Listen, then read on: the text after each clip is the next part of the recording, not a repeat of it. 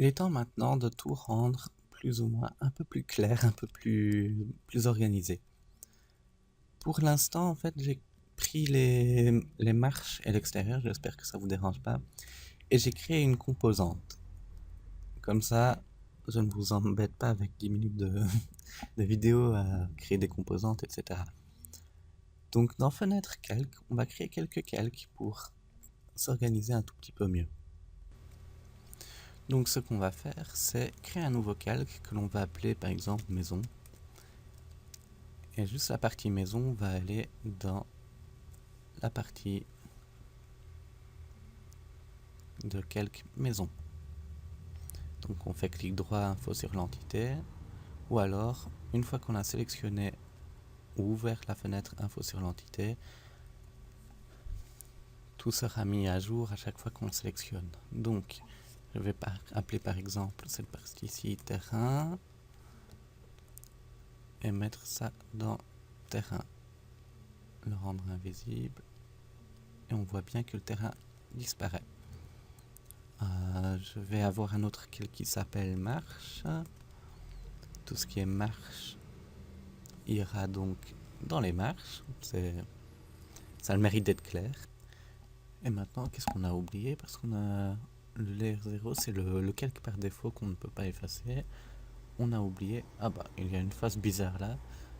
On va regarder à ça un tout petit peu plus tard. On va rajouter un qui s'appelle sol.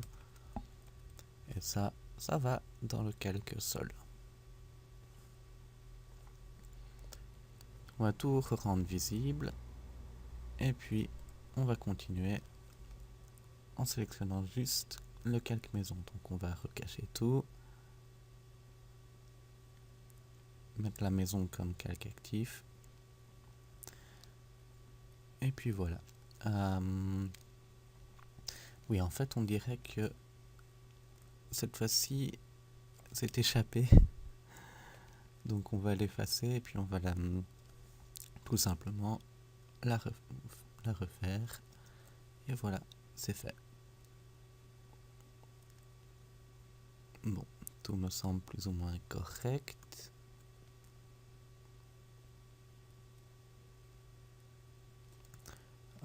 Ce qu'on va faire, c'est vite créer un groupe avec cette partie-là. Donc voilà.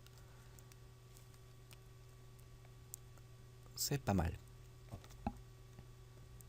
On va maintenant cacher le calque par défaut et on va créer un sol. Tout simplement, on va faire comme on fait normalement dans une maison. Ce qu'on va faire, c'est qu'on va renommer cette partie ici qui est en fait pas le sol mais la terrasse. Je vais créer un nouveau calque qui s'appelle sol. Je vais tirer dans ce nouveau calque qui s'appelle sol un rectangle qui va d'ici jusque là. La raison pour laquelle je fais de ces coins-là plutôt que les coins extérieurs, c'est que ça peut créer, une fois qu'on va faire la petite montée, des petits soucis à point de vue quand on met deux faces l'une sur l'autre. En fait, ça peut créer des soucis d'interprétation parce que l'ordinateur, le programme SketchUp ne sait pas quelle face afficher en fait. Il ne sait pas s'il faut afficher celle qui est devant ou derrière ou l'un ou l'autre. Donc il vaut mieux essayer d'éviter d'avoir vraiment une face sur l'autre. Donc ce qu'on va faire, c'est créer cette face-ci que l'on va agrandir avec CTRL pour que ça reprenne un peu tout. Et celle-là va aller dans sol. On va sélectionner la face en question, peut-être créer un groupe. Et comme ça, on pourra le sélectionner assez facilement. On rentre pour pouvoir le modifier. Et on va faire un tiret poussé plutôt, mais tirer dans ce cas-ci vers le haut. On va également créer à partir de là un petit rectangle, tout tout en faisant bien attention de prendre en compte les points d'inférence.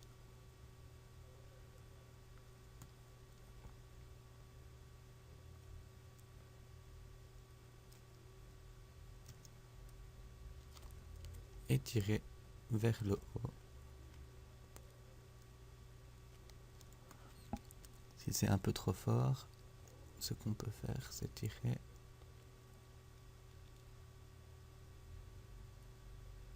Voilà, comme ça. Ça fera la marche pour l'entrée de la maison. On peut sélectionner cette face-ci et légèrement l'incliner. Je vais peut-être m'avancer, m'approcher un maximum pour que ça soit plus ou moins beau parce que c'est vite moche. Et comme ça, tout ce qui est haut ne va pas rentrer à l'intérieur de la maison mais va sortir. Quand il pleut, souvent dans certains endroits, il pleut beaucoup. Donc, il faut tenir ce genre de choses en compte. Voilà donc pour la maison, enfin pour le sol. On va continuer maintenant avec la maison. Donc, on va créer des châssis de tout genre, enfin de deux genres, pour les portes et pour les fenêtres. Une fois qu'on a terminé avec ça, eh bien on va passer à la colorisation de tout et puis une petite mise en place pour que ce soit joli.